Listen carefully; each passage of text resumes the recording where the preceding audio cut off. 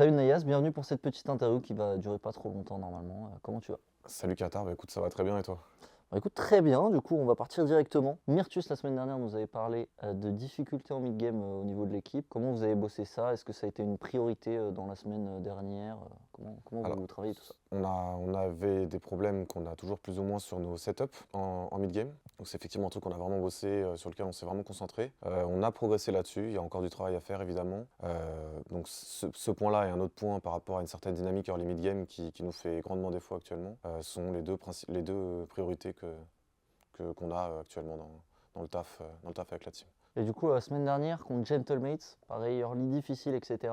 Ouais. D'ailleurs, gros team fight, on arrive directement à tuer 5 joueurs, je crois, on était 3 en vie. Comment s'est passé le call de fin de game? Est-ce que tout le monde a call la fin de la game? Comment ça s'est un petit peu déroulé le dernier team fight, la fin de game? Parce que je crois qu'il y avait 3 inhibs down. Bah alors déjà, ça part d'une assez grosse erreur de mate quand même, de se laisser attraper là-dessus. Nos joueurs savaient que c'était leur chance ou jamais de tenter quelque chose, puisque si les mates partaient tout simplement après avoir pris les 3 inhibs, la base aurait été envahie, on avait pas mal de dépush, mais ça aurait été quand même très compliqué, donc c'était une très grosse fenêtre à prendre, qu'ils nous ont donnée, heureusement. Bon, ça a déjà été souligné pas mal sur l'analyse desk et tout chez OTP. Le call était assez unanime, les 5 joueurs savaient qu'il fallait prendre cette fenêtre. Une fois qu'on a terminé le teamfight, c'est l'opportunité ou jamais de terminer, donc tout le monde s'est jeté dessus et on a escroqué la game comme eux nous l'ont escroqué plusieurs fois au spring. C'est des souvenirs douloureux.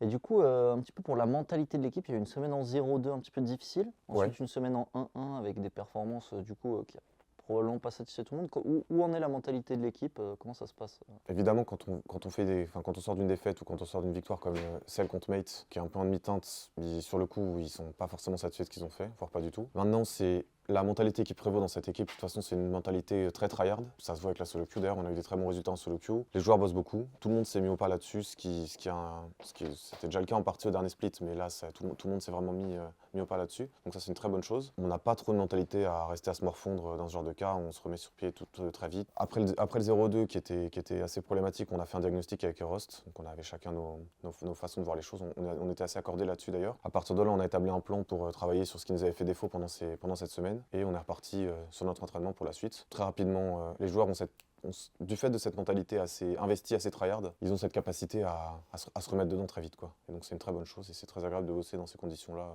d'ailleurs. Ok, mais très bonne nouvelle. Du coup, tu as parlé un petit peu des rosts et toi, du coup, le système a un petit peu changé comparé au split d'avant. Est-ce que tu peux en parler un petit peu plus? Parce qu'avant, il y avait du coup Cook, Ouais. du coup head coach et toi en assistant. Comment ça se passe maintenant? Ça a changé plus sur la forme que sur le fond. Avec Cook, on était déjà dans une certaine collaboration et on avait déjà une certaine vision du coaching staff là-dessus, qu'on partage aussi avec Erost. Pour ce qui est des rôles, donc Erost s'occupe principalement de la draft et des reviews de macro collective ou des reviews tout ce qui est synchronisation des joueurs, etc. Enfin les reviews de team classiques. Moi, je m'occupe beaucoup plus de ce qui est individuel et donc ce qui va être macro individuel, ce qui va être laning, micro laning, team fight, tout ce qui a trait à l'individuel sur un plan assez large. C'est pas non plus entièrement cloisonné, c'est-à-dire que Erost s'occupe de certains points individuels. Par exemple, ces derniers temps, il s'était pas mal penché sur l'itémisation. Il échange beaucoup par rapport à la draft aussi, même si en ultime recours, ça revient à... Enfin, c'est sa décision et c'est lui qui passe le plus de temps à la draft et qui prépare les plans de draft, etc. Et à ce titre-là, on trouvait la hiérarchie dans les rôles de coaching un peu pas forcément pertinente, un peu caduque. Et donc voilà, on a simplement réparti en deux rôles différents, chacun sur un plan différent. Ce qu'on faisait déjà avec Cook d'ailleurs avant, avec Cook, comme quand on est arrivé, on n'avait pas forcément encore pensé à ces choses-là et on n'avait pas forcément non plus...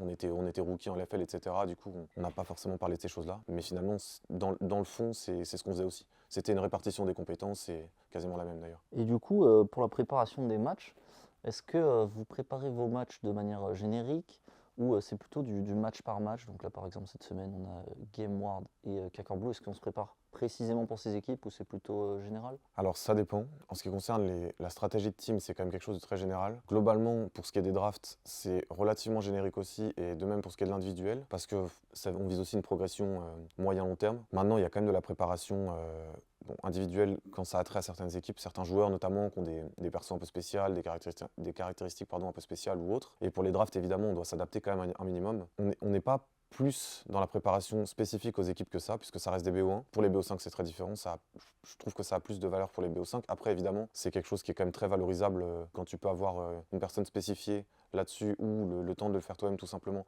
pour des BO1 aussi. On vise beaucoup une progression d'équipe sur le fond, plus que quelque chose de, comment est-ce que je pourrais dire, de très instantané, très court-termiste. Donc ce serait plus quelque chose qui serait sur des BO5 du coup, de la préparation. La préparation par rapport à ça, ouais, pour moi, ça a plus de valeur sur ces BO5 que sur ces BO1. Maintenant, oui, c'est toujours bon à prendre sur les BO1, ça c'est une certitude.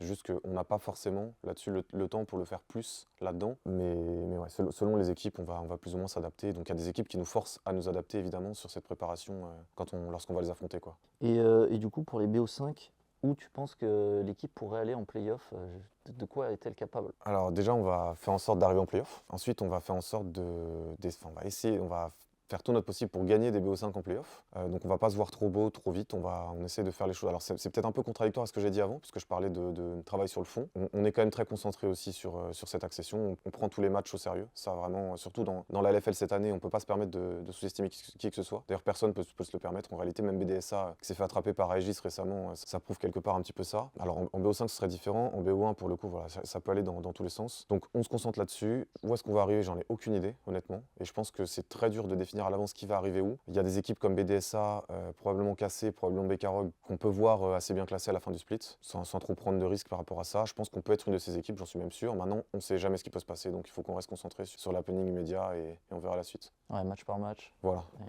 Et après BO par BO. Ok, bah écoute, merci. Est-ce que tu as un mot de la fin que tu as envie de donner?